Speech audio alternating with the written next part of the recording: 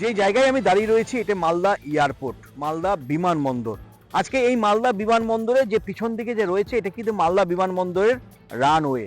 আজকে রানওয়ের কাজ ইতিমধ্যে বহুকাল আগে এই কাজ সম্পূর্ণ হয়েছে। তবে এখন এই রানওয়েতে আমরা কি দেখছি, রীতিমতো সাইকেল চলছে, মোটর সাইকেল রেসিং হচ্ছে, এই বিমানবন্দর ক্যাম্পাসে গরু ছাগল সব ঘুরে বেড়াচ্ছে। কিন্তু মালদা থেকে বিমান পরিষেবা এখনো অবধি কিন্তু চালু হয়নি। জেলার ব্যবসায়ী মহল থেকে চিকিৎসা মহল থেকে সাধারণ মানুষের একটাই দাবি যে মালদা থেকে খুব দ্রুত বিমান পরিষেবা চালু যাতে হয়। কারণ মালদা থেকে বেশিরভাগ ক্ষেত্রে চিকিৎসার ক্ষেত্রে এখান থেকে প্রায় 350 থেকে 400 কিলোমিটার অর্থাৎ কলকাতায় যেতে হয় চিকিৎসার জন্য। এবং এই উড়ান স্কিমে যাতে খুব শীঘ্রই মালদার এই বিমান পরিষেবা যাতে চালু হয় সেই বিষয়ে তিনি আশাবাদী দিয়েছেন। কবে হবে এই বিমান পরিষেবা এখান মালদা থেকে চালু হবে সেটাই এখন দেখার বিষয়।